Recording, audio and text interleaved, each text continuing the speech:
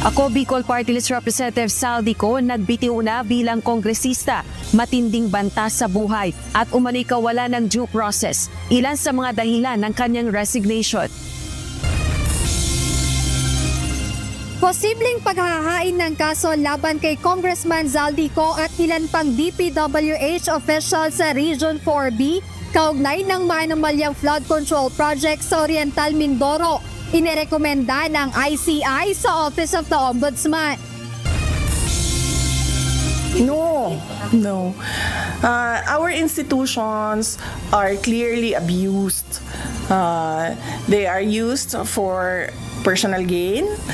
PBBM administration tinawag na unstable ni Vice President Sara Duterte. Congressman Martin Romualdez tumanggap din umano ng kickback mula sa mga iligal na pasugalan ayon sa Vice Presidente. Makakasiguro po tayo with all these things happening, makakaasa po ang taong bayan na magiging maayos ang 2026 budget at hindi po pahihintulutan na ng Pangulo ang mga maaanumalyang proyekto. Pangulong Ferdinand Marcos Jr. tiniyak na hindi na magkakaroon ng maanumalyang mga proyekto sa ilalim ng 2026 proposed national budget. Mas madaming matutulungan pag mas malaki yung budget, pero I decided not to submit a bigger budget because alam naman namin na hindi ibibigay yun eh. So parang maglulukuhan lang tayo. Vice President Sara Duterte sinabing hindi na humingi ng mas malaking budget para sa OVP sa 2026 dahil batid niyang hindi ito maaaprubahan.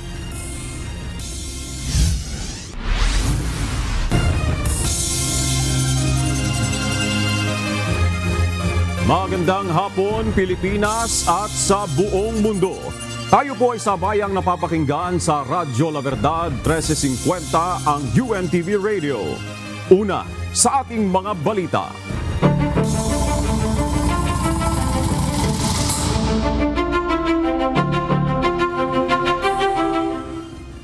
Naniniwala si Vice President Sara Duterte na unstable o hindi na matatag ang kasalukuyang administrasyon ni Pangulong Ferdinand Marcos Jr. Sa gitna yan ng mga aligasyon ng katiwalian na kinasasangkutan mismo ng mga mambabatas at mga opisyal ng gobyerno. Inakusahan din ng pangalawang Pangulo si dating House Speaker Martin Romualdez na tumanggap umano ng kickback mula sa iligal na sugal. Ito ang balita ni Asher Cadapan Jr. No. Ma'am. No. Our institutions are clearly abused. They are used for personal gain. Ito ang tugon ni Vice President Sara Duterte nang matanong kung tingin ba niya ay stable o matatag ang kasalukuyang gobyerno ng bansa. Sa gitna ito ng pagdawit sa ilang mga mambabatas sa malawakang pagdanakaw sa mga proyektong pinondohan ng pamahalaan. Ayon kay VP Sara, masama ang loob niya sa ginagawa sa bansa. We have already seen the testimony of witnesses about corruption, and there is practically nothing happening in our country. Ilang ulit ko na yan sinasabi noon na tigilan yung politika, tigilan yung pansariling, pag-una ng pansariling interes kasi walang nangyayari sa ating bansa. Tinawag naman ng palasyo na kasinungalingan ang pahayag na ito ng pangalawang Pangulo. Isang malaking kasinungalingan na naman to. Alam natin na matatag ang ating gobyerno, ang pamahalaang ang administrasyong Marcos Jr. Ito ay ginigiba lamang ng mga obstructionist na tulad nila. Malamang hindi nila nakikita anong ginagawa ng Pangulo dahil bulag sila. Nagbubulag-bulagan, nakapikit ang mata. Nakita na natin, sabi nga niya, marami na nagtatestify. Bakit? Ang Pangulo mismo ang nagpasimula ng pag-iimbestiga na ito. Hindi tulad nung nakaraang administrasyon, anong nakita niyang pagbuyanyang o pagbulgar sa mga ganitong klaseng anomalya. Hindi naman ikinagulat ni VP Duterte ang aligasyon na may male-maleta umanong pera na dinadala kay Leyte 1st District Representative at dating House Speaker Martin Romualdez. Tugon ito ng pangalawang Pangulo matapos masangkot ang kongresista sa anomalya ng flood control projects. Kaugnay ito ng pahayag ng isang nagpakilalang Orly Guteza sa pagdinig ng Senate Blue Ribbon Committee na tumistigo laban kay Romualdez. Matagal naman namin na alam yan dahil matagal naman na yan pinag-uusapan. Simula pa lang noong pagpasok namin as President and Vice President, naririnig na namin yung delivery ng mga pera na nakalagay sa mga suitcases. Pero ngayon lang siya lumabas in public dahil merong witness na nagsabi na siya mismo ang nagdadala nung mga suitcases na yon. Paliwanag ng pangalawang Pangulo, dati nang nasangkot si Congressman Romualdez sa pagtanggap ng limpak-limpak na pera na nakalagay sa mga maleta. Hindi siya odd for Martin Romualdez because he was already involved in heavy luggages doon sa Okada case. Kung maalala ninyo, doon sa State of Delaware case sa Amerika, nabanggit na yung pangalan niya doon at nabanggit na rin yung pangalan niya doon na tumatanggap ng pera na nakalagay sa luggages. So ganun talaga yung modus nila. Sa pagpunta ni Vice President Sara Duterte dito sa Senado ngayong araw, inihagri ng Vice Presidente na hindi lang kickback sa flood control umano ang tinatanggap ni Congressman Romualdez. Hindi lang sa flood control, ma'am, pati sa sa illegal gambling. Tumatanggap sila. So, si Martin Romualdez. So, hindi lang siya sa flood control. Baka kasi yung tao na nagtrabaho ng basura, flood control yung pera na tinatransport nila. Pero marami pang iba pang mga sources ng corruption na dinideliver. Tumanggi nang ihayag ni VP Sara kung sino ang nagsabi sa kanya nito. Aniya, ayaw din lumabas ng mga taong nagbigay sa kanya ng mga impormasyon dahil na rin sa takot. Ngunit galing anya ito sa opisina ng kongresista. Ito din yung mga tao na nagsasabi sa akin na na aatake sila sa confidential funds. Ito din yung reason kung bakit hindi na namin ginamit yung confidential funds on the 3rd and 4th quarter noong 2023 kasi sinabihan na kami na pinagmimitingan sa loob. Derechahan namang itinanggi ni Congressman Romualdez ang aligasyon ni Vice President Duterte. Sa pahayag, sinabi ni Romualdez na hindi siya tumatanggap mula sa iligal na sugal. Gayon din ang mga maleta ng mga pera ay purong kathang-isip at lahat anya ay guni-guni. Dagdag pa ng kongresista, madaling magturo at mag-imbento, ngunit hanggang ngayon ay wala pa ring ipinapakitang ebidensya at puro sabi-sabi lang na inuulit-ulit. Asher Cadapan Jr., UNTV News and Rescue. Diyos ang aming sandigan, serbisyo publiko ang aming pinahalagahan. Muling nagbanta ang Malacanang na ibivito o hindi aaprubahan ni Pangulong Ferdinand Marcos Jr. ang anumang questionableng proyekto na makikita sa 2026 proposed national budget. Ito ang inihayag ng palasyo sa gitna ng maanumalyang flood control projects sa bansa. Ito ang balita ni Nel Maribuhok. Makakasiguro po tayo with all these things happening, makakaasa po ang taong bayan na magiging maayos ang 2026 budget at hindi po pahihintulutan na ng Pangulo ang mga maaanumalyang proyekto. Muling tiniyak ng Malacanang na hindi papayag si Pangulong Ferdinand Marcos Jr. na may maisingit na anumang maanumalyang proyekto sa 2026 national budget. Ayon kay Palace Press Officer Yusek Claire Castro, i-veto o hindi aaprubahan ni Pangulong Marcos ang mga makikitang insertions na hindi nakaayon sa programa ng administrasyon. Ayon kay Castro, nais ni PBBM na ang 2026 budget ay para sa kapakinabangan ng mamamayan. Gusto po talaga ng Pangulo na yung budget ay tama at maibigay sa tamang programa para sa kinabukasan at kapakinabangan ng taong bayan. Kumbinsido naman ng Malacanang na mas nabubulgar na ngayon kung ano ang kinahihinatnan ng 2025 budget. Kasunod dito ng paglalantad ni Senator Panfilo Lacson na halos lahat ng senador ay nagkaroon ng budget insertions. Kung ito naman po ay nabulgar na at nailahad ni Senator Lacson, at yan din po ang nais na tutulan ng ating Pangulo. At ito din po ang naging dahilan kung bakit nagkakaroon tayo ng pag-iimbestiga tungkol sa mga maanumalyang flood control projects. So, siguro po mas nailalahad ngayon kung ano ba talaga ang nangyari sa budget ng 2025. Ayon pa sa palasyo, nang naisagawa ang budget ay hindi detalyado ang pagkakaalam dito ni Pangulong Marcos, lalo na sa bahagi ng insertions ng mga mambabatas. Nel Maribuhok, UNTV News and Rescue. Diyos ang aming sandigan, serbisyo publiko ang aming pinahalagahan. Sumailalim na sa budget hearing ng Senado ngayong araw ang panukalang pondo ng Office of the Vice President. Ayon kay Vice President Sara Duterte, hindi na siya humingi ng mas malaking budget para sa susunod na taon dahil alam niyang hindi naman ito ibibigay. Ito ang balita ni Asher Cadapan Jr. Well, ganun din naman sa House of Representatives. Mabilis lang naman. Mainly because napakaliit kasi nung budget.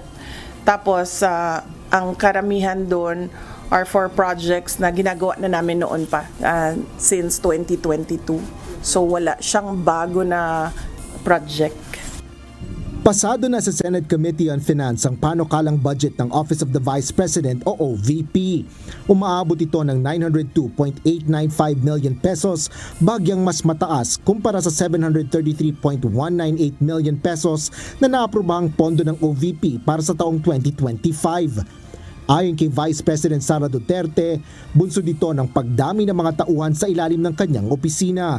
Gayon din ang dagdag na pondo para sa disaster relief na pangalawaan niyang pinakamataas na ayuda na hinihingi sa OVP kasunod ng para sa burial assistance. Mas madaming matutulungan pag mas malaki yung budget, pero I decided not to submit a bigger budget because alam naman namin na hindi ibibigay yun eh. So parang maglulukuhan lang tayo kung magsasubmit kami ng mas malaking budget, tapos babalik lang din tayo sa kung ano yung nasa NEP ngayon, which is about 900 million. So hindi na kami nagsubmit. Aminado naman si Senate Majority Leader Juan Miguel Zubiri na payak lang ang budget ng OVP. The budget of the Vice President is already a lean and mean budget. Hindi, wala na pong dagdag, kawawa nga, di ba po, Mr. President? Matapos magbigay ang ilang senador ng kani-kanilang manifestasyon, partikular na ang kanilang pagsuporta sa panukalang pondo at mga programa ng OVP, naghain ng motion si Senator Mig Zubiri na layong aprubahan na ang budget ng opisina ng pangalawang Pangulo. We have parliamentary courtesy here when usually in my how many budgets that I've handled, I've been to almost 23 budgets already. Pag bisita po ng Office of the Vice President and President, we give them parliamentary courtesy. And so maybe we can afford them the courtesy that we can approve the budget. Sinigundahan naman ang mosyong ito ni na Senators Amy Marcos, Ronald Bato de la Rosa, Robin Hood Padilla at Jinggoy Estrada. At wala pang isang oras, isinumite na ng komite ang 2026 OVP budget sa konsiderasyon ng Senate Plenary. Pagkatapos ng committee hearing ay pinaliwanag naman ni Vice President Sara Duterte sa mga mamamahayag kung bakit kasama niya ngayon ang staff ng OVP. Kumpara ito nang dumalo siya mag-isa ng budget hearing ng Kamara. Hindi ko alam kung bakit mag-isa ako doon sa House of Representatives, and then suddenly nandito sila, sumama sila dito. Pero madami kasi ang mga personnel ng Office of the Vice President na merong some sort of anxiety pag pumupunta sila sa House of Representatives dahil sa mga nangyari noong nakaraang taon. Likely baka yun yung rason bakit ayaw nila samahan doon sa HOR. Asher Cadapan Jr., UNTV News and Rescue. Diyos ang aming sandigan, serbisyo publiko ang aming pinahalagahan. Itinalaga na si dating Philippine National Police Chief Retired General Rodolfo Azurin Jr. bilang bagong Special Advisor and Investigator ng Independent Commission for Infrastructure. Pinasalamatan naman ni Pangulong Ferdinand Marcos Jr. ang naging serbisyo sa ICI ni Baguio City Mayor Benjamin Magalong. Ito ang balita ni Jed Neresina. Inanunsyo na ng Office of the President ngayong araw ang appointment kay dating Philippine National Police Chief, Retired General Rodolfo Azurin Jr. bilang bagong Special Advisor at Investigator ng Independent Commission for Infrastructure o ICI. Ayon sa Malacanang, sisimulan ng dating PNP Chief ang kanyang mga tungkulin sa komisyon matapos ang kanyang personal at administrative arrangements. Sa pahayag na inilabas ng Malacanang, sinabi nito na kumpiyansa si Pangulong Ferdinand Marcos Jr. sa kakayahan at karanasan ni General Azurin upang lalo pang mapagtibay ang mandato ng ICI na maisulong ang accountability at transparency sa paggamit ng pondo ng gobyerno. Samantala, kinumpirma ni Palace Press Officer Undersecretary Claire Castro na natanggap na at iginagalang ni Pangulong Marcos Jr. ang pagbibitiw sa ICI ni Baguio City Mayor Benjamin Magalong. Ayon kay Yusek Castro, kinikilala ng Malacanang ang husay at kontribusyon ng alkalde. Natanggap na po at iginagalang po ng Pangulo ang naging desisyon po ni Mayor Magalong.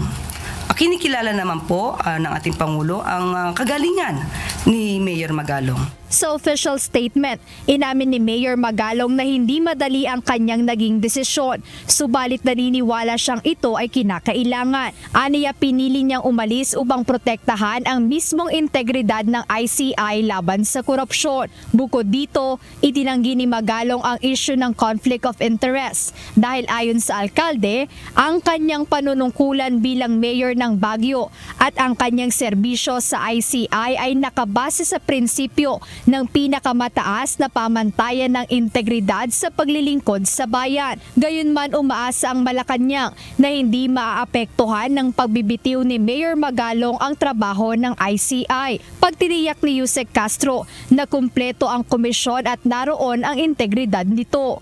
Pero ang kanya pong pagbibitaw bilang special advisor ay pinapanalangin naman po na hindi ito makakaapekto sa magiging trabaho ng ICI dahil kumpleto naman po ang ICI at nandun pa rin po ang integridad ng miyembro ng ICI at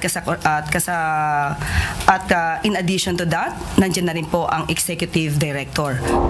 Sa kabila ng pagbibitiw ni Mayor Magalong bilang special advisor ng ICI, ayon sa Malacanang, welcome pa rin ang anumang impormasyon o tulong na maibibigay ng alkalde sa ginagawang investigasyon ng ICI sa mga maanumalyang flood control projects.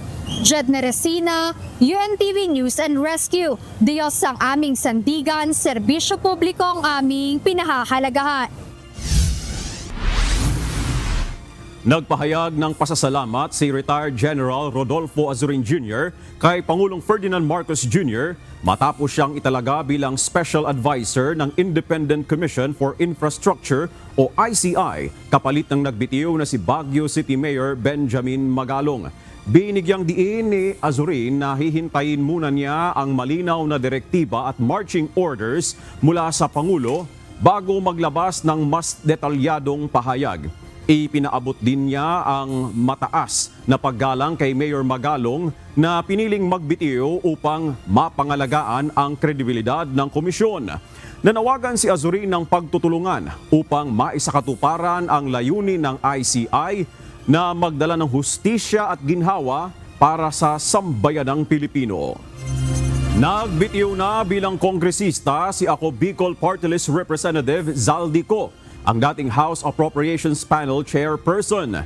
Ito ay bunsod anya ng totoo, direkta at matinding banta sa buhay laban sa kanya at sa kanyang pamilya. Gayon din ang umano'y malinaw na pagtanggi sa kanya sa due process. Ito ang balita ni Rosalie Cos live.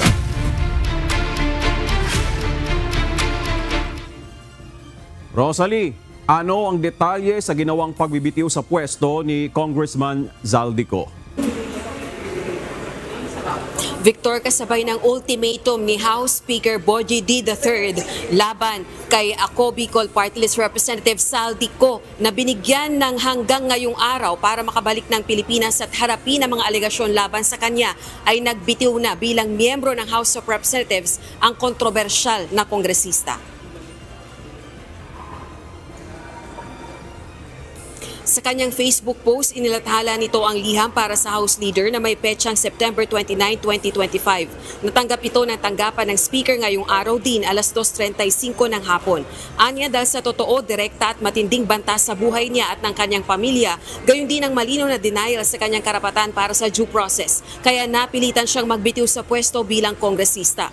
Pagbabatid o ipinabatid naman ng Ako Bicol Party List sa House Speaker kung sino ang nominee na hahalili sa kanya sa pwesto. Bukod dito, sinagot din ng kongresista ang ethics complaint na inihain laban sa kanya ni Navotas City Representative Toby Chanco. Itinanggi nito ang akusasyon sa kanyang siya ang nagpasimuno at nagpahintulot sa last-minute insertions at realignments sa 2025 General Appropriations Act o GAA. Anya, lahat ng items sa 2025 GAA kabilang na ang nasa bicameral report ay inaprubahan sa plenary sessions at sumunod sa collegial process ng dalawang kapulungan ng Kongreso. Hindi rin anya maaari kung hindi man imposible na magsingit ito sa budget ng walang alam o approval ng mga miyembro ng Kamara at Senado. Nilagdaan din anya ni Pangulong Ferdinand Marcos Jr. at naisabatas ang 2025 GAA, kaya inaasahan ang ginawang masusing pagrepaso ng Pangulo sa budget at ang bawat item ay in order. Dahil subject din anya ng isang Supreme Court proceeding, ang 2025 GAA, premature pa umano na sabihin ni Congressman Chanco na invalid ang 2025 budget. Wala rin anyang matibay na batayan ng aligasyon laban sa kanya na lumabag ito sa Code of Conduct at Ethical Standards para sa public officials at employees dahil sa kanyang absence sa House of Representatives for medical reasons. Gayon din ang umano'y maluhong pagpapakita ng kayamanan niya at ng kanyang pamilya. Anya, walang requirements sa kanya na magsumite siya ng medical certificate pag nag-a-apply ng leave of absence. Sa nakalipas din anyang panahon, naaprubahan ang request ng leave at travel orders nang hindi siya nagsusumite ng medical certificates. Simula pa anya mid-2024, kumukonsulta na siya sa mga doktor niya abroad. Itinanggi rin ito ang paratang na magarbong pagpapakita ng yaman niya at ng kanyang pamilya. Anya, hindi nagbago ang lifestyle nila simula nang maging public official siya hanggang ngayon. So umano'y paglabag naman sa panuntunan ng Kamara dahil sa pagtanggap ng personal na pinansyal na interes habang ito ay nanunungkulan bilang miyembro ng House of Representatives at may mga nakuhang kontrata sa gobyerno ang SunWest Incorporated na iniuugnay sa kanya. Iginiit ni Ko na premature ang espekulasyon at wala namang hatol ang anumang korte kaugnay nito.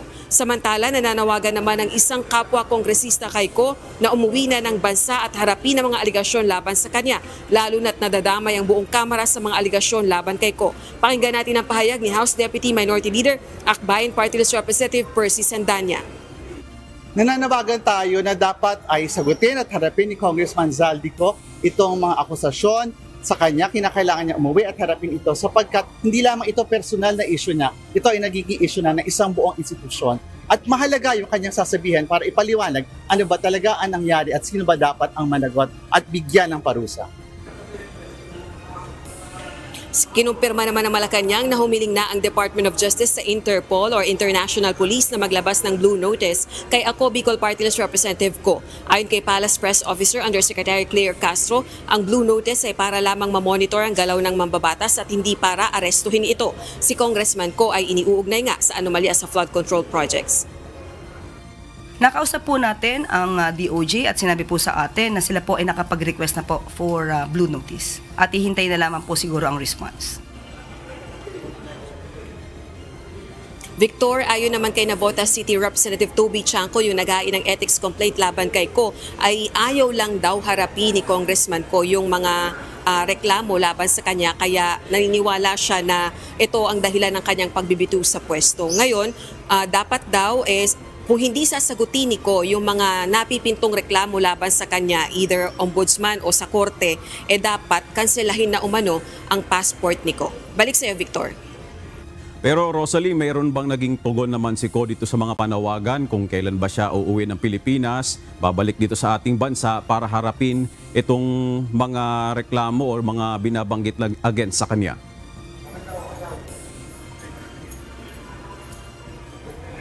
Victor, alam mo, walang sinasabi kung kailan uuwi ng Pilipinas si Congressman Ko, pero sa kanyang mga pahayag, paulit-ulit nitong sinasabi, nahaharapin niya yung mga alegasyon laban sa kanya sa tamang panahon at tamang forum. Ngayon, kung kailan yung tamang panahon, siya lang yung nakakaalam. Alright, maraming salamat, Rosalie Cos. Kinumpirma ng Philippine National Police na binawi na ng Police Security and Protection Group ang 5 police security detail ni Ako Bicol Representative Zaldy Co.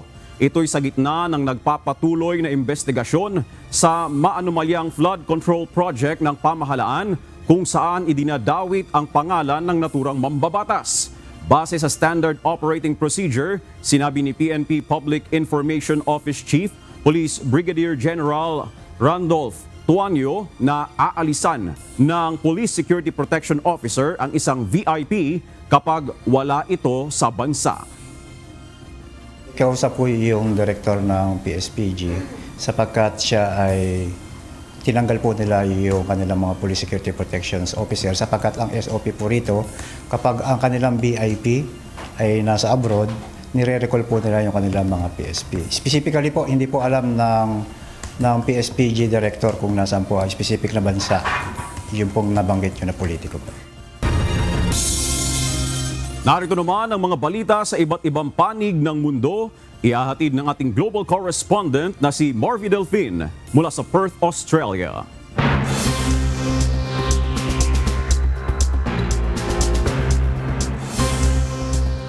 Gandang gabi naman sa inyo dyan sa Pilipinas. 4 ang nasawi habang 8 ang sugatan matapos salakayin ng isang armadong lalaki ang isang Mormon church sa Grand Blanc, Michigan nitong Linggo ng umaga. Ayon sa pulisya, minaneho ng suspect na si Thomas Jacob Sanford ang kanyang sasakyan papasok sa simbahan habang may misa at saka nagpaulan ng bala gamit ang high-powered rifle at sinunog ang gusali gamit ang gasolina.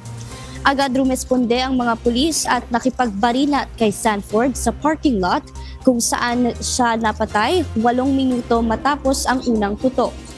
Sinabi ni Grand Blanc Police Chief William Ranier na daan-daan ang nasa loob ng simbahan nang mangyari ang insidente.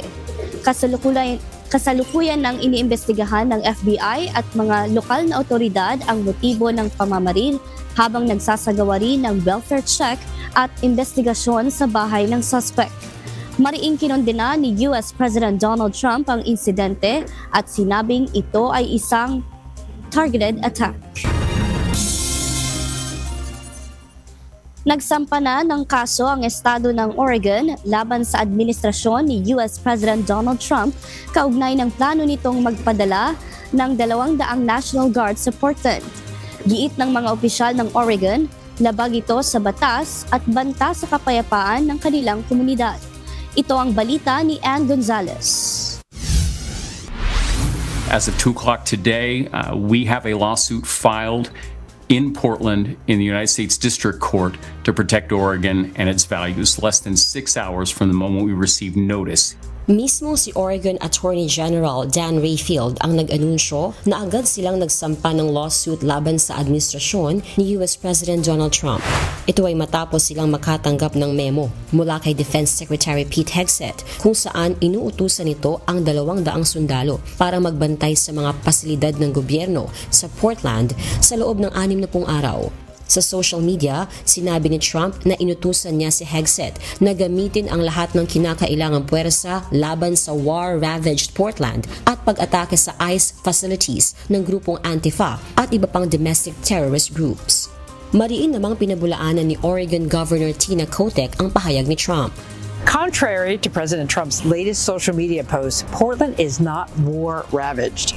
There's no insurrection, there's no threat to national security, and there's no need for military troops. Ayon kay Kotek, personal niyang tinawagan si Trump para ipaliwanag at linawin na walang banta sa national security sa estado. Bagamat may mga protesta, iginiit ng gobernador na kaya itong resolbahin ng lokal na pamahalaan at hindi na kailangan ng tulong mula sa National Guards. Dagdag pa nito, malalagay lang lalo sa panganib at mababalot ng takot ang Oregon sa presensya ng military troops. We do not need or want federal troops in Oregon stoking fear, creating conflict, and frankly escalating a situation that is under control. Any federal takeover with military troops in our state is a threat to communities across Oregon. It violates our right to govern ourselves. It interferes with local law enforcement's ability to fulfill their mission. Nanindigan din si Kotek na ang hakbang na ito ni Trump ay malinaw na pagpapakita lang ng Pangulo ng kanyang kapangyarihan sa ilalim ng law and order narrative. Naniniwala din siya na ang pagpapadala ng military troops ay pang-aabuso ng kapangyarihan at mariin nila itong tinututulan. Oregon is our home. It is not a military target. Any deployment would be an abuse of power and a misuse of federal troops. People across the state and across the political spectrum here in Oregon are uniting together to peacefully oppose policies that they do not agree with. Kaugnay nito, nakikipag-ugnayan na si Kotek kina California Governor Gavin Newsom at Illinois Governor J.B. Pritzker na kapwa kumu-question din sa presensya ng federal troops sa kanilang mga lungsod. Ann Gonzalez, UNTV News and Rescue. Diyos ang aming sandigan, serbisyo publiko ang aming pinahahalagahan. Hindi bababa sa 4 ang nasawi at mahigit 70 ang sugatan matapos ang halos 600 drones at dose-dose ng missiles na tumama sa 7 rehiyon ng Ukraine, kabilang ang kabisera na Kyiv. Kinumpirma ni Ukrainian President Volodymyr Zelensky na kabilang sa mga biktima ang isang 12 anyos na batang babae. Ayon sa mga otoridad, higit 100 pasilidad ng pamahalaan ang tinamaan ng mga pag-atake, kabilang ang ospital, pabrika at mga residential building.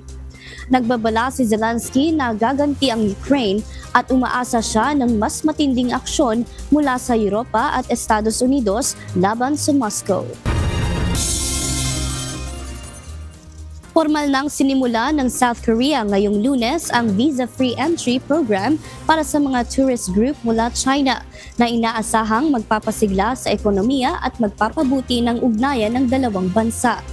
Sa unang araw ng programa, umabot na sa mahigit 20,000 turista at crew mula China ang dumating sa Incheon Port para samantalahin ang pagkakataon. Tatagal ang pilot program hanggang Hunyo ng susunod na taon kung saan maaaring manatili ng hanggang 15 araw ang mga grupong binubuo ng 3 o higit pang Chinese nationals na bumiyahe sa pamamagitan ng mga ipinalagang travel agencies. Kasabay ito ng National Day holidays ng China mula October 1 hanggang October 8 at ng sunod-sunod na holidays sa South Korea. Ang programa ay tugon din sa naging hakbang ng China noong nakaraang taon na magbigay ng 30-day visa exemption para sa mga South Korean. Nakikita rin ito bilang bahagi ng mas malawak na diplomatic effort ng administrasyon ni South Korean President Lee Jae-myung bago ang inaasahang pagbisita ni Chinese President Xi Jinping sa South Korea sa darating na Asia-Pacific Summit sa Oktubre. At yan ang mga balita mula sa iba't ibang panig ng mundo. Mula dito sa Perth, Australia, ako si Marie Delphine. Magandang gabi.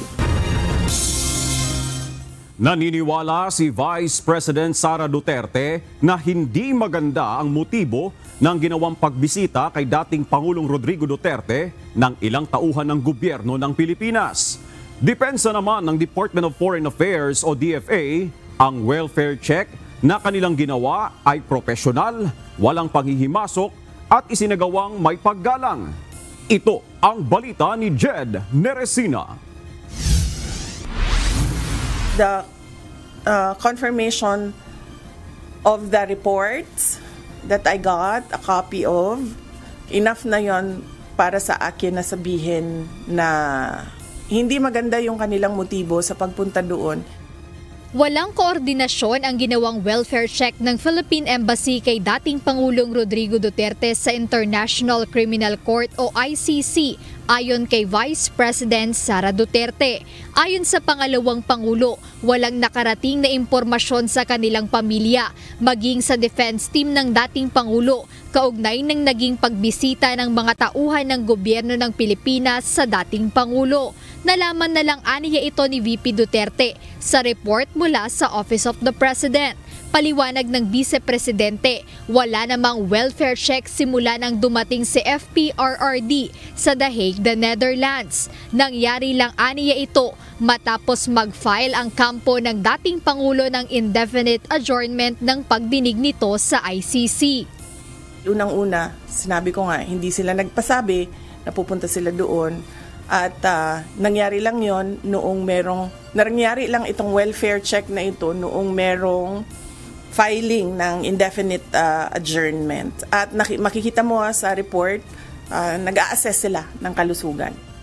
Bukod dito ay giniit ni Vice President Duterte na tila walang kontrol ang ICC pagdating sa seguridad ng kanyang ama.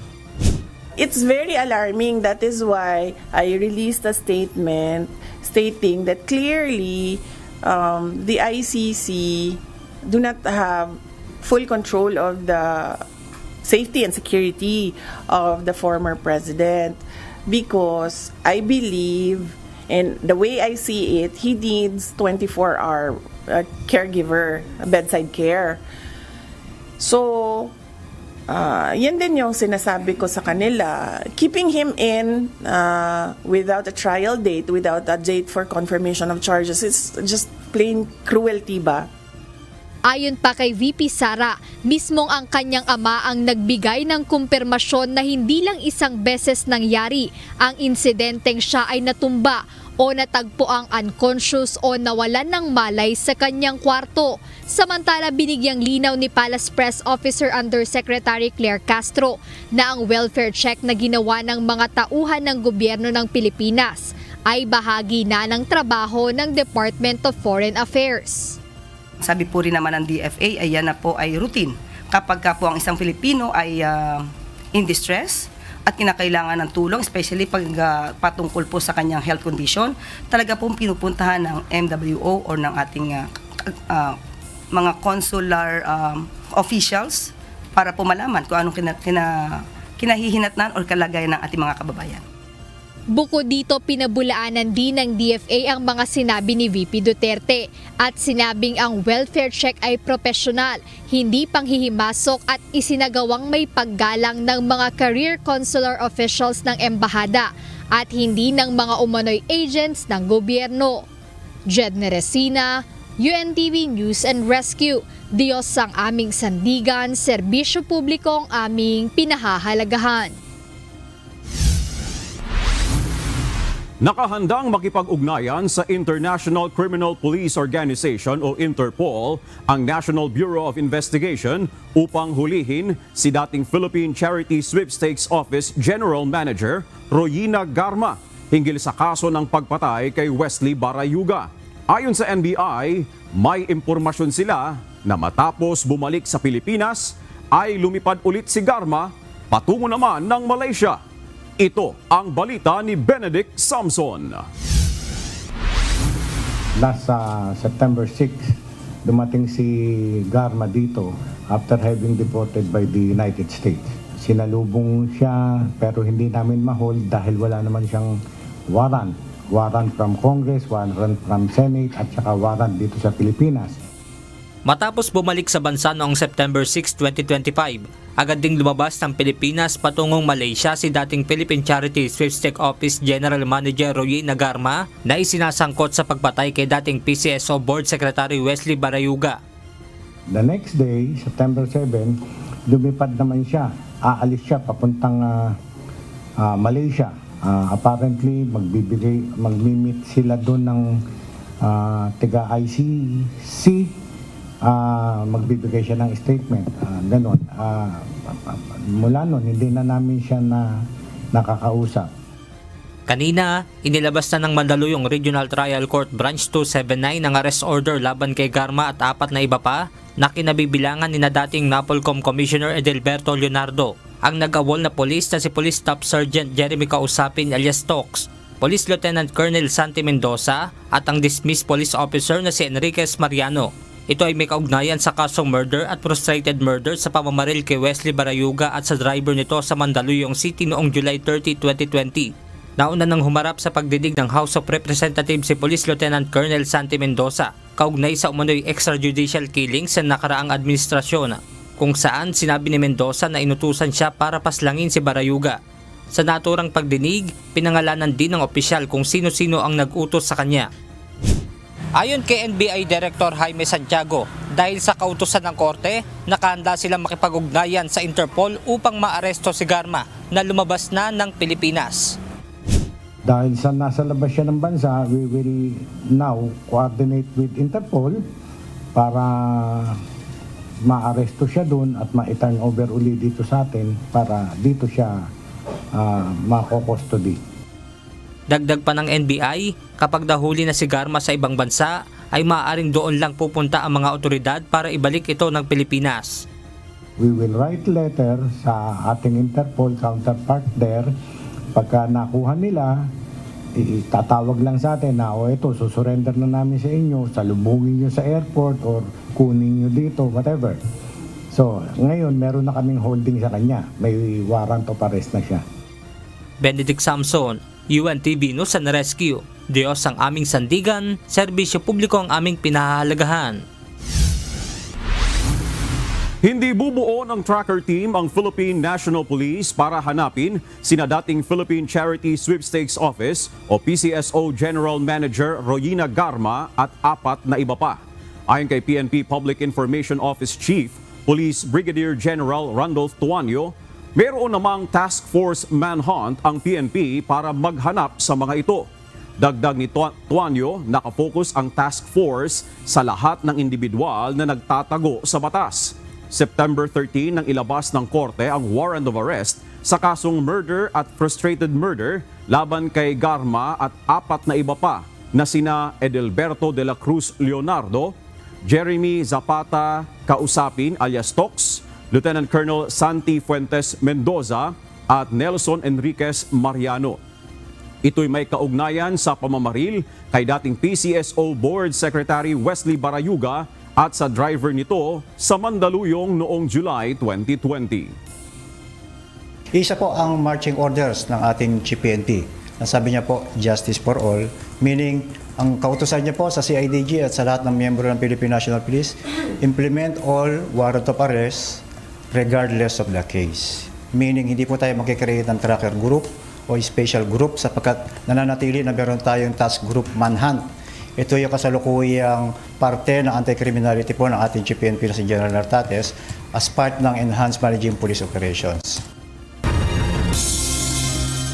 Isang akusado sa missing Sabongeros case ang nagsumite ng sinumpaang salaysay o affidavit sa Department of Justice kanina, pabor sa mga complainant o kaanak ng mga nawawalang individual.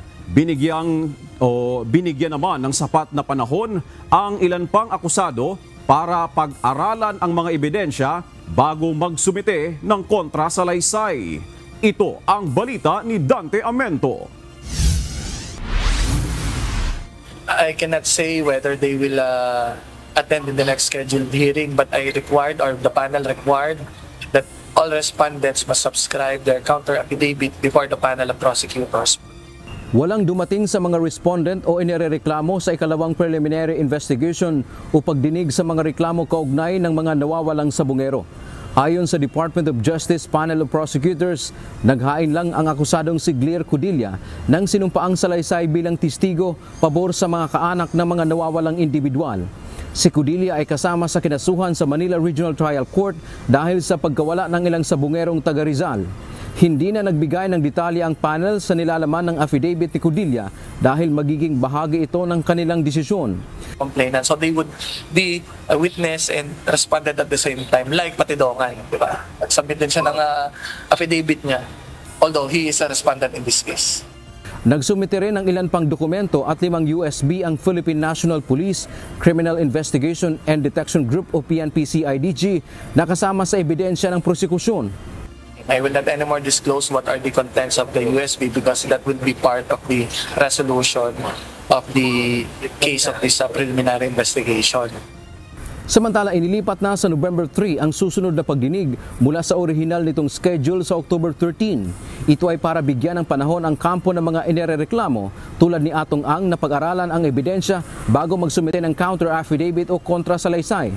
Naniniwala naman ang kampo ni Ang na kakayanin nila ang ibinigay na panahon para sa kanilang kontrasalaysay.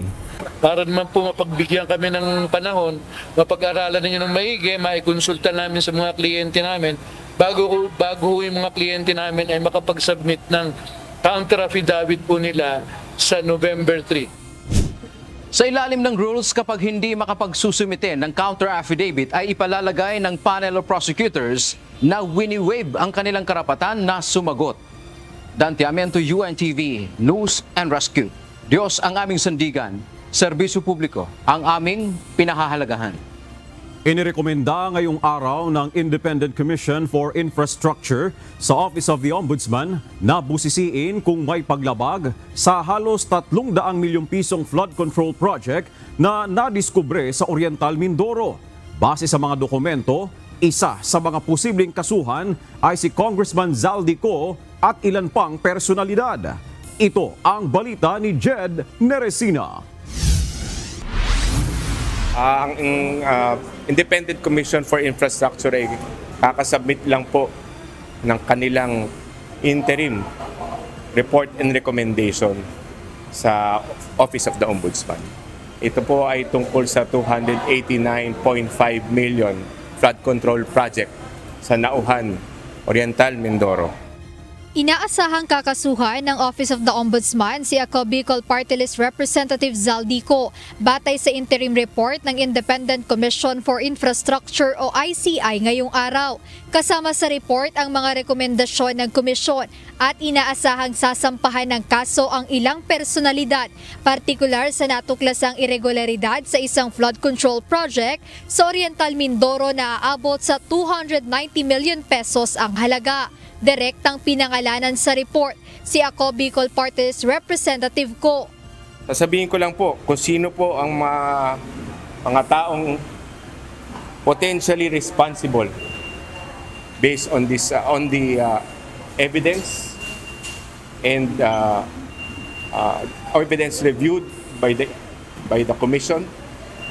Ito po yung mga maaring responsable at maaaring kasuhan, depende po sa investigasyon ng Ombudsman at sa makakalap pa nilang ebidensya sa tulong ng Commission po.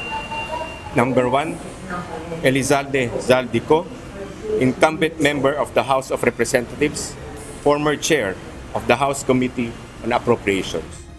Ayon kay Attorney Brian Kit Hosaka, Executive Director ng ICI, ang proyekto ay sa Department of Public Works and Highways o DPWH Region 4B na kaugnay ng pagtatayo ng isang road dike sa kahabaan ng mag-asawang Tubig River. Isa sa napansin ng komisyon ay ang deficiency sa mga dokumentong sumusuporta sa progress billings. Paliwanag ni Attorney Hosaka, may mga pagbabayad na inaprubahan kahit kulang ang record at may mga pagkakataong pareho ang litrato pa ang ginamit upang i-justify ang magkahiwalay na singil na nagpapahiwatig ng mga katanungan sa project verification. Bukod pa rito, base sa nakalap nilang dokumento, ang nasabing proyekto ay nasa ilalim ng contractor na SunWest Inc. Meron din pong impormasyon na ang SunWest Inc. ay dati pong pagmamayari ni Congressman Elizalde Zaldi Co. Kaya naman nagrekomenda na ang komisyon sa Ombudsman na imbestigahan kung may paglabag ito sa batas sa bansa.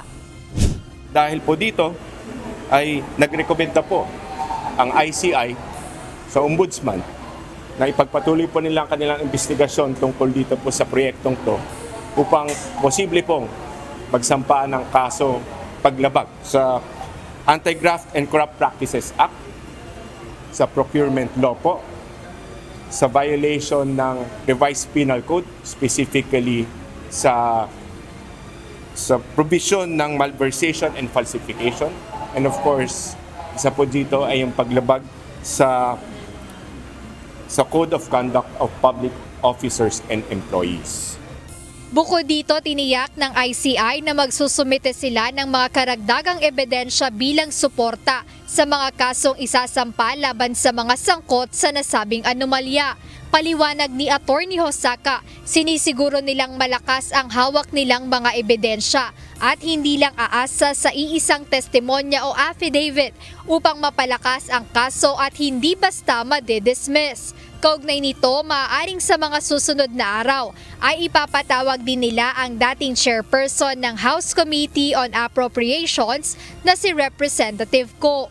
Yes, that would be an action of the commission. Kailangan po natin na mapatawag yung mga tao pong posibleng involved dito. Jed Neresina, UNTV News and Rescue. Diyos ang aming sandigan, serbisyo publiko ang aming pinahahalagahan. Pagpapaliwanagin ng sangguniang panglungsod ng Baguio ang mag-asawang Curly at Sara Diskaya kaugnay ng mga aligasyon ng anomalya sa pagtatayo ng Baguio Tennis Court Project na nakontrata ng isa sa kanilang mga kumpanya. Ito ang balita ni Grace Doctolero. Not invite them. Kaya nung special session natin last week, we approve a motion to invite the Diskayas to really inform what is happening there in the project. Together, of course, we have to trace the history, bakit sila panalo. So we have to also invite the back chairman then, Engineer Boni de la Peña. Then the implementing office, that is si BAU. Ipatatawag ng Baguio City Council ang mag-asawang Curly at Sara Diskaya na may-ari ng St. Gerard Construction upang humarap at magpaliwanag sa issue ng tennis court at parking area project ng lungsod sa darating na sesyon ng Konseho sa Oktubre 20. Ito ay matapos ang mga ulat na hindi patapos at di umano'y substandard ang pagkakagawa ng proyekto. Ayon kay Vice Mayor Faustino Oloan, mahalaga ang pagpupulong upang malinawan ang mga residente at ang lokal na pamahalaan sa kalagayan ng proyekto. Bukas ito sa publiko at inaasang dadalo ang mga kontratista at mga opisyal ng lungsod. Plain and simple, yun lang ang ano natin. Wala naman yan na connection sa ibang other projects. It's unfair na sinasabi natin na mayroong kalokohan dyan. We will know from the implementing agency ano bang hindi nagawa, ano pang dapat gawin at kailan matapos para pakinabangan ang publiko. Bukod sa mga Diskaya, iimbitahan din ang City Buildings and Architecture Office na pinamumunuan ni Architect Johnny Digay upang ilahad ang status ng proyekto, ang target ng pagtatapos nito at kung kailan maaaring gamitin ng publiko. Ang kontrata para sa tennis court ay naipagkaloob noong September 2022 matapos maghain ng St. Gerard Construction ng lowest complying bid na halagang mahigit 110 million, nilagdan ito noong Oktubre ng parehong taon. Sa kabila ng mga batikos, iginiit ng City Bids and Awards Committee at ng SIBAW na sumunod sa tamang bidding at monitoring ang proyekto. Sa kasalukuyan, nasa 74% na ang progreso ng tennis court project. Dati ay nakatakdang matapos noong December 2024, ngunit dahil sa mga dagdag na activities tulad ng pagkakaroon ng pickleball court, pag-install ng generator sets, automatic pumps at upgraded lighting. Umabot na sa mahigit 114 million ang kontrata at pinalawig ang trabaho mula 470 hanggang 836 days. Dahil sa mga pagkaantala, umabot na sa mahigit 4.9 million ang liquidated damages at higit 26 million ang na-withhold ng pamahalang lungsod mula sa kontratista para sa unperformed works at penalties. Nauna nang sinabi ni Mayor Benjamin Magalong na walang anomalya sa pagkapili sa St. Gerard Construction at bukas ito sa anumang investigasyon. Hiniling pa rito sa konseho ang isang independent probe upang masiguro ang transparency sa proyekto. Ang defect naman hindi yung structural, yung finishing na katulad yung pavement. Kasi nga, nung nagalit ako na kailangan matapos na yan, pati ba naman umuulan nagpintura sila, nasa finishing touches na umuulan dahil ginawa nila, hindi nila muna hinintay yung pagsikat ng araw na walang ulan sana, doon nila, walang taas ang yung moisture. So yun lang ang problema talaga doon. At syempre yung drainage system. Grace Doctolero, UNTV News and Rescue. Diyos ang aming sandigan, serbisyo publiko ang aming pinahahalagahan.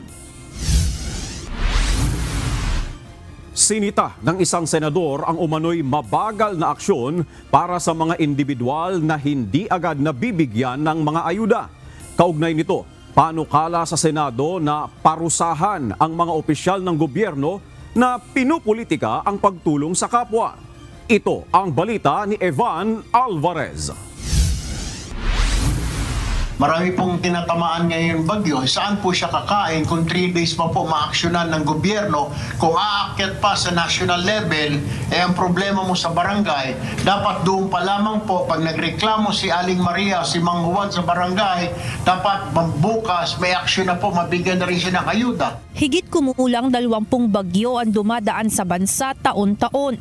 Bunsod nito, hindi na bago ang financial assistance o ayuda sa mga apektado ng mga ganitong klaseng kalamidad. Ngunit ayon kay Senator Erwin Tulfo, chairperson ng Committee on Social Justice, Welfare and Rural Development, hindi lahat ng nangangailangan ay nabibigyan ng tulong dahil pinipili lamang umano ng ibang government official ang nais mabigyan ng ayuda. Ayon sa Department of Interior and Local Government Legal Service Division, hindi tiyak kung gaano katagal maaaring abutin bago maaksyonan ang mga ganitong sumbong patungkol sa mga hindi nakakatanggap ng ayuda dahil sa pamumulitika. As a matter of fact, Mr. Chair, we are not adept po dun sa time frame po kasi minsan kina-coordinate po siya from regional offices to this department. And ayun po yung dapat po na masolusyonan yung prompt action po, Mr. Chair. Para sa Anti-Red Tape Authority o ARTA, hindi dapat lalagpas ng 3 araw ang pagresolba sa mga ganitong reklamo. Giit naman ni Senator Tulfo, masyadong matagal ang 3 araw para dito. Anuhin mo pa po yung damo kung patay na ang kabayo, di po ba? We really need, pag mayroon hong ganyan, dapat na-aksyonan kaagad ng DILG, ng DSWD. Yun po dapat. Di ba? Yun po ang tama. We agree, Your Honor. Hindi rin po ako sangayon sinasabi niya na dapat 3 days, dapat kinabukasan po na-aksyonan kaagad ito. Kaugnay nito, isinusulong sa Senado ang Senate Bill No. 254 o Anti-Discrimination in the Delivery of Social Protection Programs na naglalayon na panagutin o parusahan ang mga government official na pinupolitika ang pagbibigay ng ayuda. Ayon kay Senator Erwin Tulfo, mahalaga na maipasa na agad ang panukalang batas na ito, lalo na at nagkaroon ng reallocation ng pondo para sa mga ganitong tulong. Very critical po ito. Lagi po tayong dinadaanan ng bagyo, lalo pat ang Pangulo po. Nagbaba po ng 36 billion para sa DSWD flood control. Ang gusto lang po natin, mapunta talaga po ito sa mga dapat puntahan.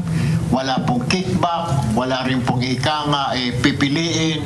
Pag yung tao, biktima po ng bagyo, mabigyan at nangangailangan po talaga. Ayon sa panukalang batas, ang parusang maaaring kaharapin ng isang opisyal ng gobyerno ay 1 hanggang 6 na taong pagkakakulong at papatawa ng permanent disqualification o hindi na muling maaaring humawak ng posisyon sa gobyerno. Suportado naman ito ng iba't ibang sektor maging ng DSWD, lalo na nila at wala silang kapangyarihan na magbigay ng penalties sa mga naturang sitwasyon. We don't think it is excessive.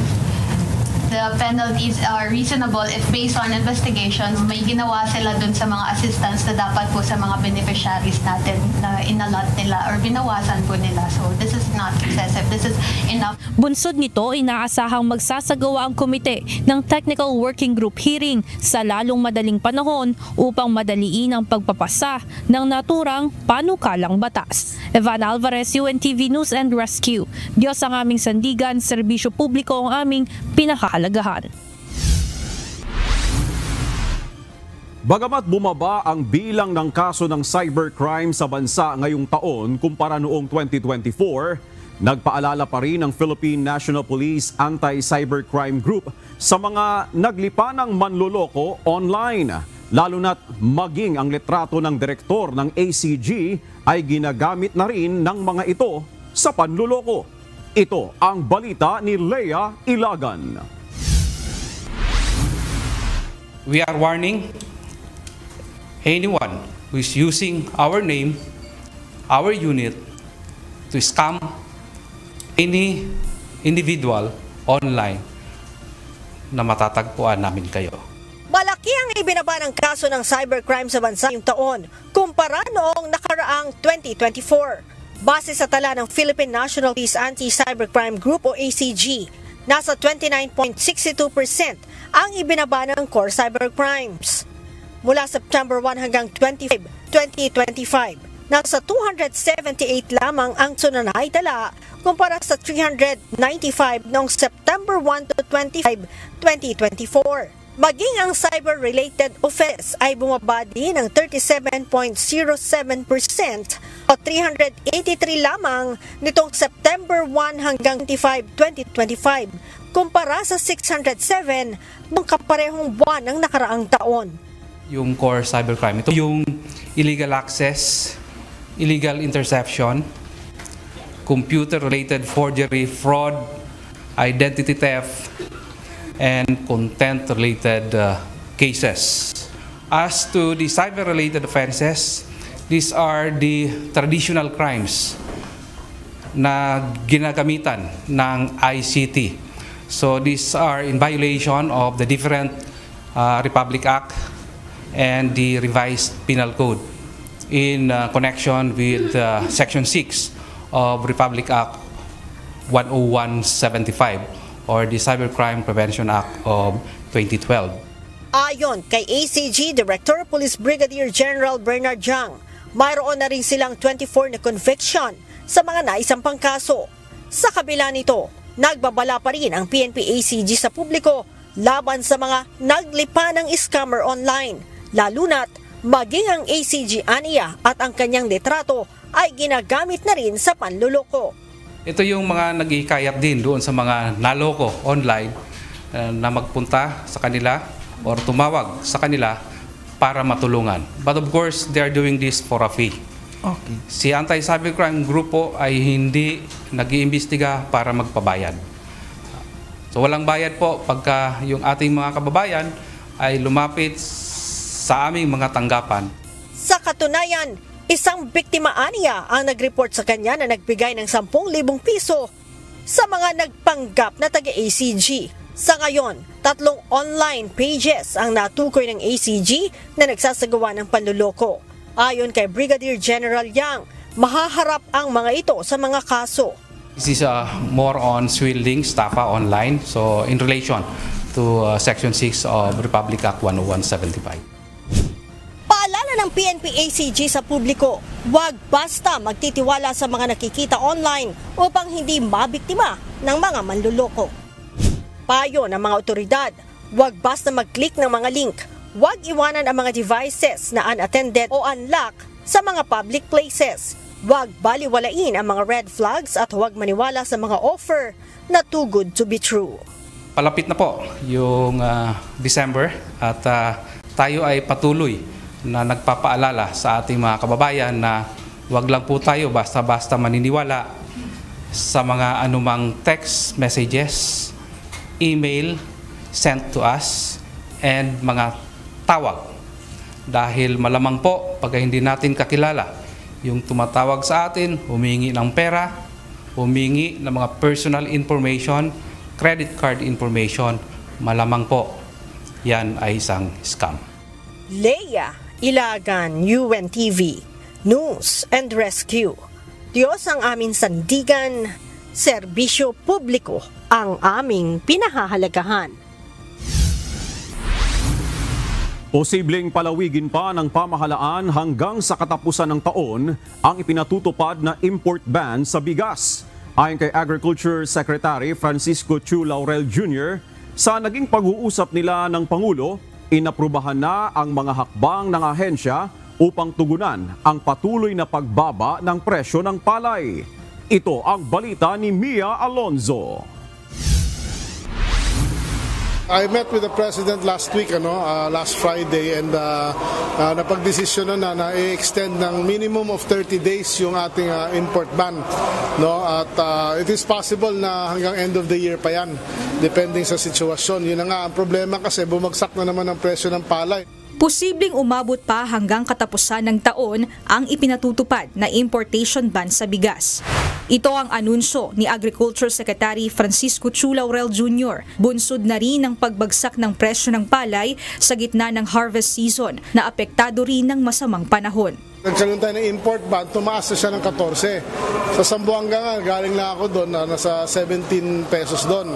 Pero ngayon na kasagsagan na ng harvest at puro ulan pa, talo hindi makapagtuyo ng maayos, ay balita namin last week ay bumagsak na to 8 pesos. At kaninang umaga meron pa kami naririnig na 6 pesos. So it is quite alarming. Ayon kay Secretary Laurel, inaprubahan na ni Pangulong Ferdinand Marcos Jr. ang mga konkretong hakbang na ipatutupad upang tugunan ng kasalukuyang suliranin ng mga magsasaka. Maglalabas tayo ng EO na pagbabawal yung pagbili ng government LGUs and other government offices ng imported rice para makatulong sa ating rice farmers. Ayon pa sa DA, kasama din ang floor price ng palay sa ilalabas na executive order, kasabay ng posibilidad na iaakyat muli ang taripa sa imported na bigas pagkatapos ng importation ban.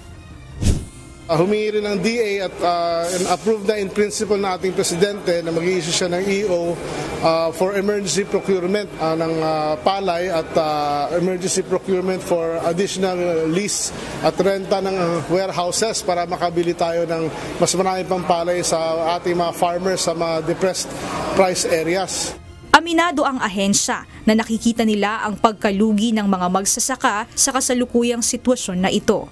Nagkaroon na rin ng pakikipag-usap ang DA sa mga rice miller na mismong humiling ng ban hanggang sa katapusan ng taon.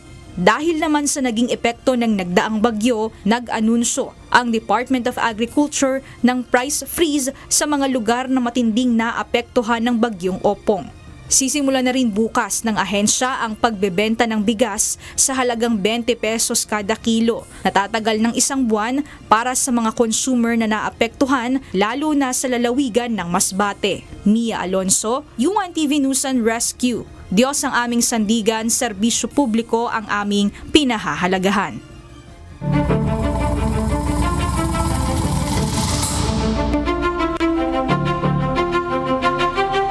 Hinamon ng Department of Justice o DOJ si resigned Ako Bicol Party List Representative Zaldico na harapin ang mga akusasyon laban sa kanya kaugnay ng kontrobersiya na flood control projects. Samantala, magpapatawag naman ang DOJ ng mga kongresista na posibleng sangkot sa mga kontratang pinasok ng mag-asawang Diskaya. Ito ang balita ni Dante Amento live.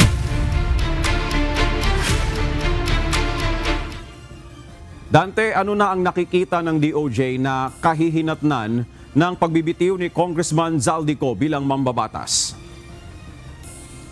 Magandang gabi, Victor. Alam mo, inaasahan na anya ng Department of Justice o DOJ ang pagbibitiw sa pwesto ni Ako Bicol Party List Representative Zaldico. Ayon pa kay Justice Secretary Crispin Rimulya, ito ay upang hindi siya maobliga ng pamunuan ng House of Representatives na bumalik ng bansa.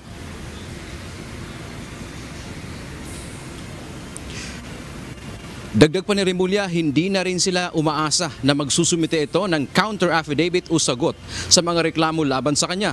Naniniwala rin ang DOJ chief na hindi na magpapakita o babalik ng bansa si Ko matapos ang pagbibitiw nito. I don't think so. Hindi mo paparantamin. He'll be a fugitive. Bakit po, sir?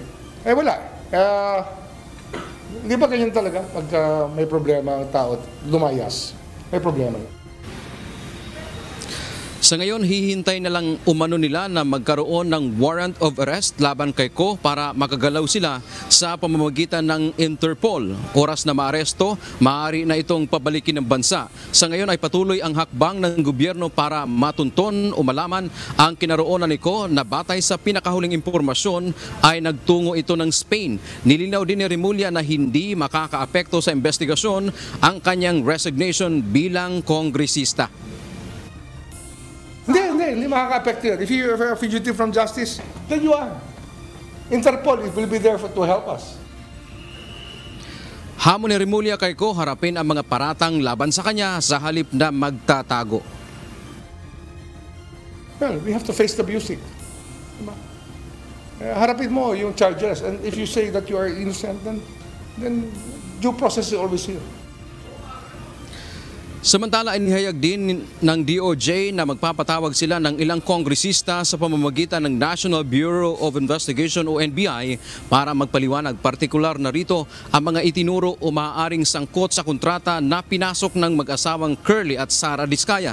Sa paniwala ng DOJ, umaabot ng mahigit 200 bilyong piso ang kontratang nakuha ng mga Diskaya sa buong bansa.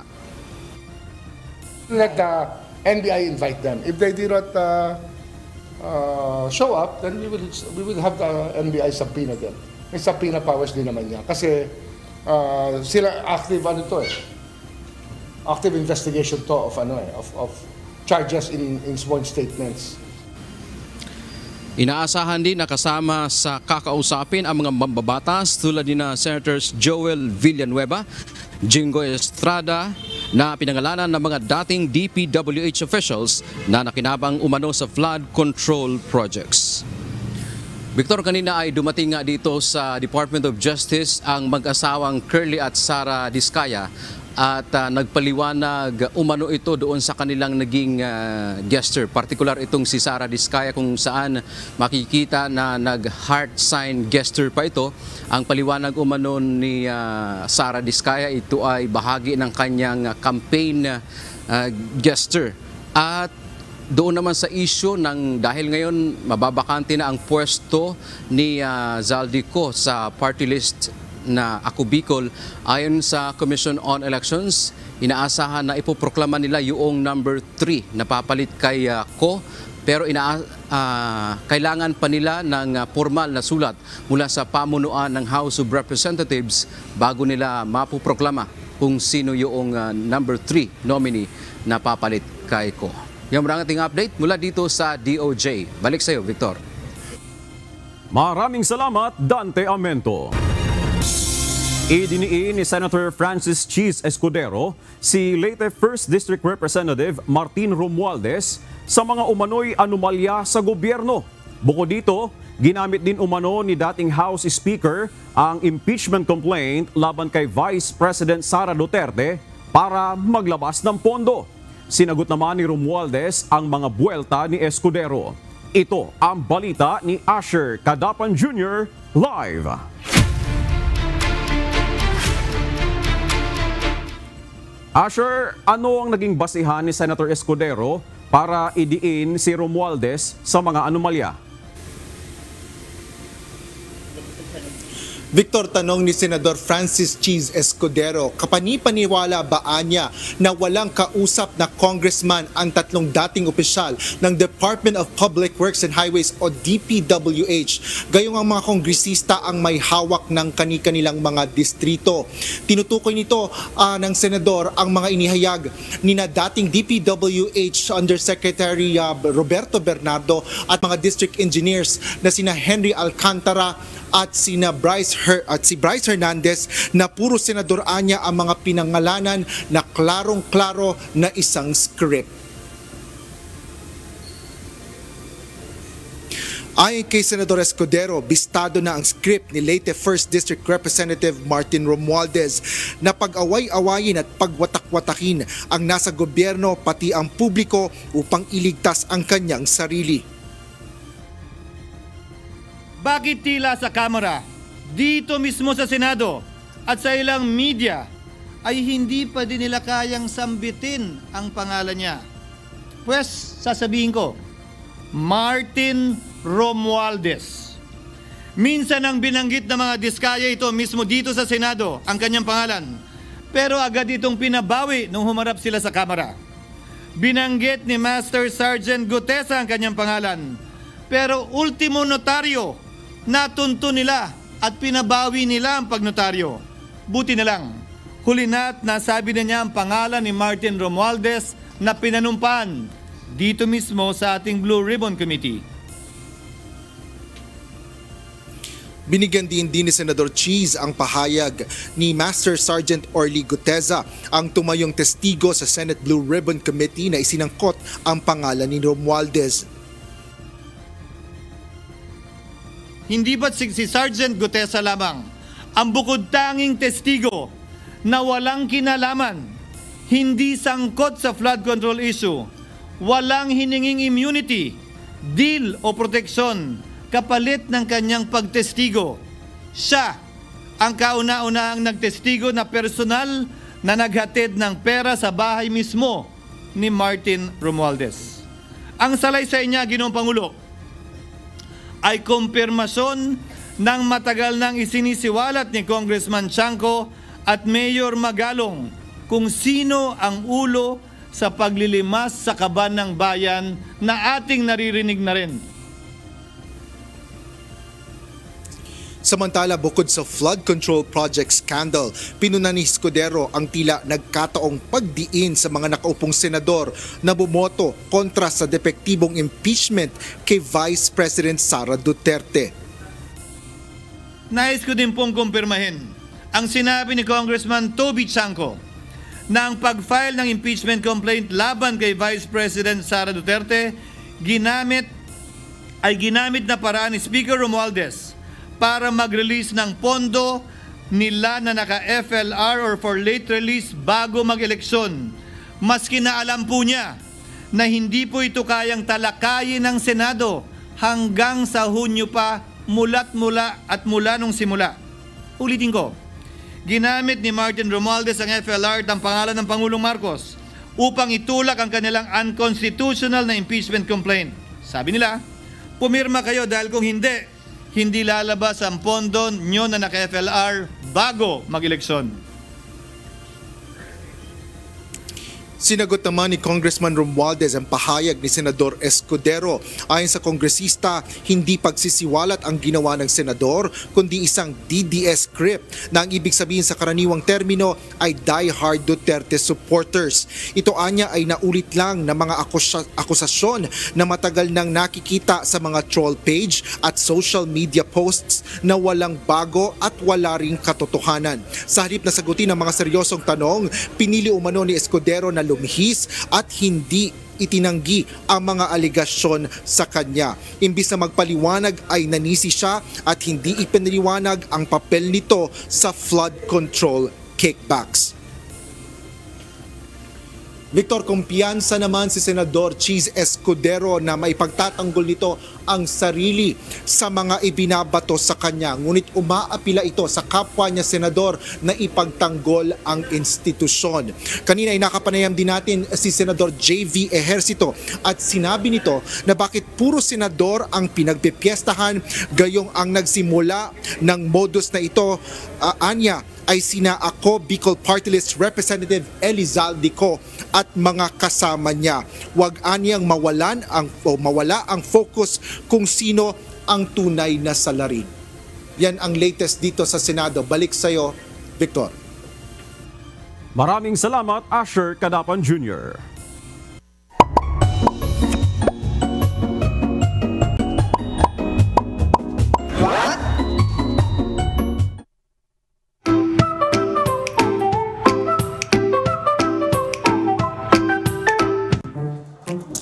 Kung madalas kayong mag-type, siguro napansin nyo na yung maliit na bukol o bump sa letter F at sa letter J sa ating mga keyboards. Pero para saan ba yun at bakit merong ganon sa ating mga keyboard?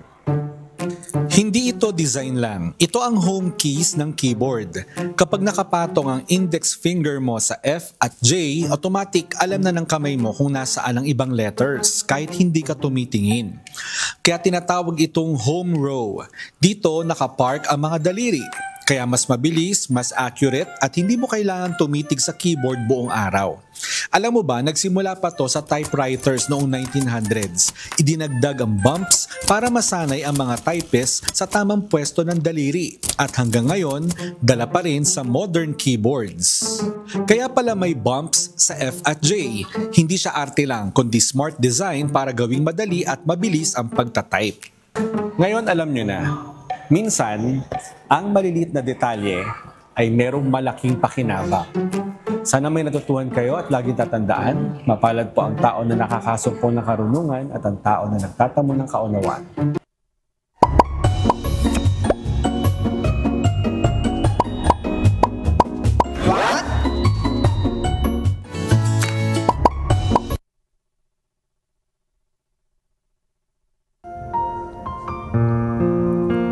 Narito naman ang salita ng Diyos na ating sandigan mula sa aklat ng Hebreo 12:11 na nagsasabi, lahat ng parusa sa ngayon ay tila man din hindi ikaliligaya, kundi ikalulungkot.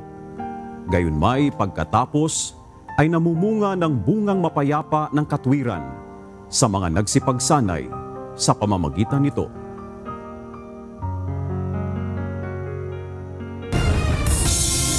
At yan ang naging kabuuan ng ating balitaan ngayong gabi. Aming inilahad ng buong katapatan kung paano namin nasaksihan. Kayo'y makapagtitiwala na ang aming nakita at narinig, ang aming ibinabalita.